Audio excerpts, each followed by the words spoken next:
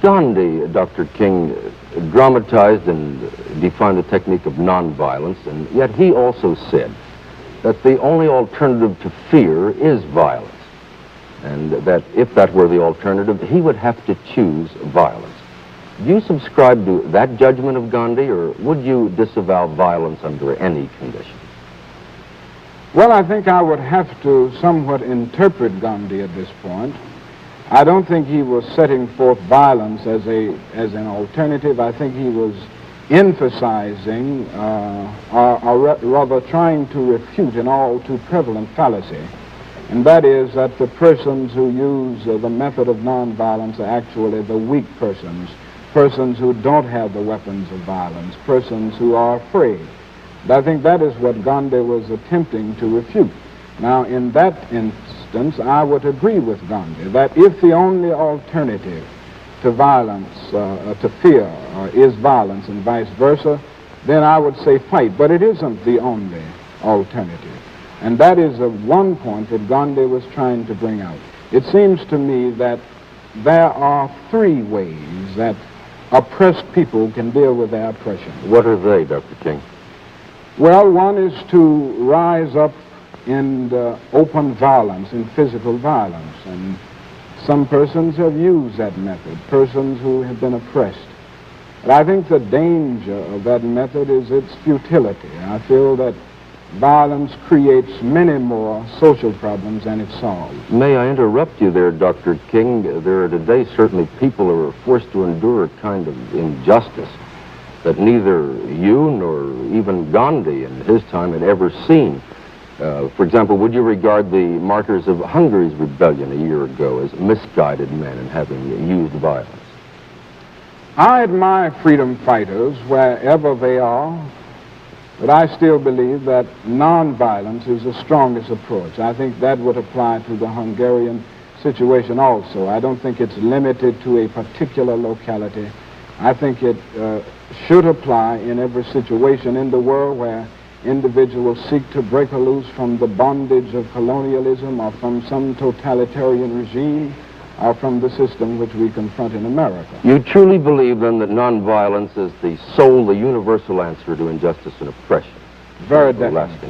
Very definitely. I feel that nonviolence, organized, I should say, organized nonviolent resistance is the most powerful weapon that oppressed people can use in breaking loose from the bondage of oppression. Now, the other method that one might use is that of resignation or acquiescence.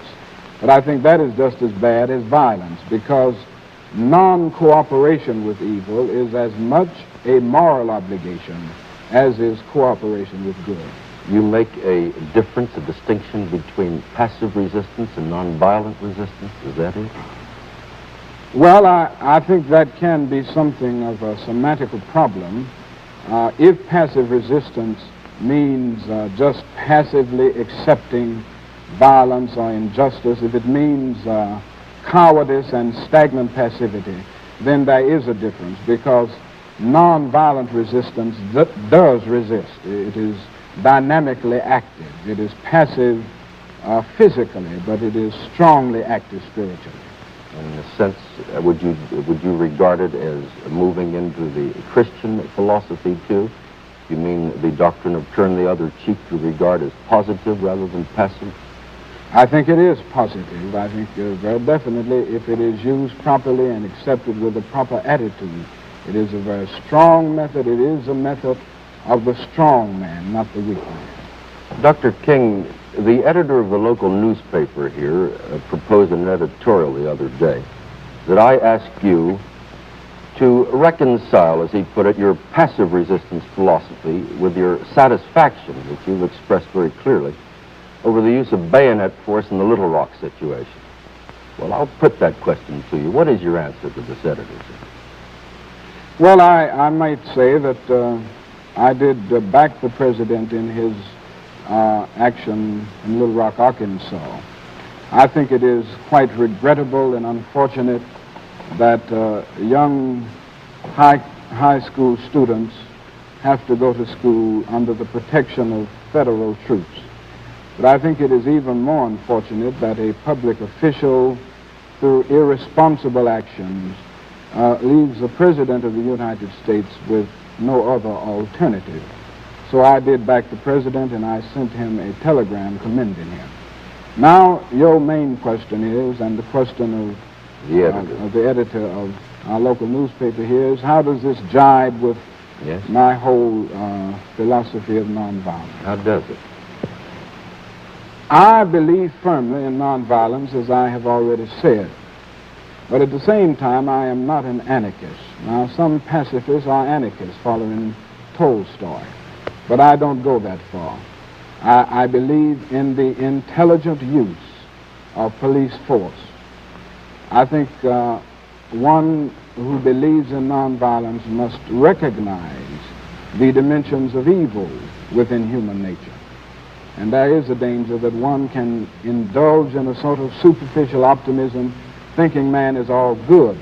Man does not only have the greater capacity for goodness, but there is also the potential for evil. And I think of that throughout my whole philosophy, and I try to be realistic at that point. So that I believe in the intelligent use of police force. And I think that is all we have in Little Rock. It's not an army fighting against a nation or a race of people.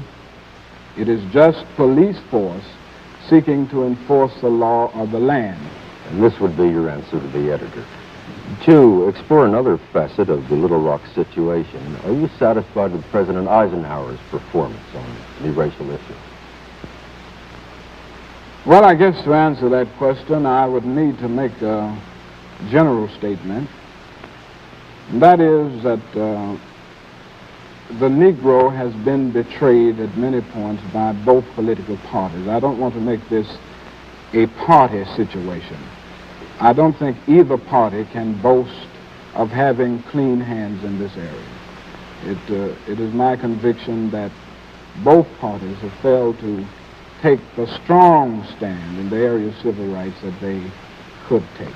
Having called down a plague on the houses of both parties, are you satisfied with President Eisenhower's performance in this particular situation, Dr. King?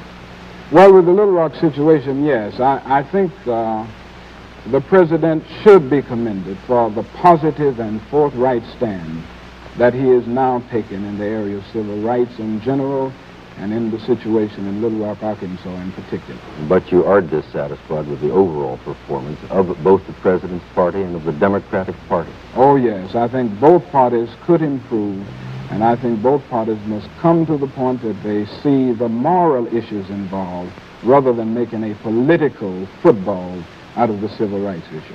The implication being you think they still are doing that? At points, yes.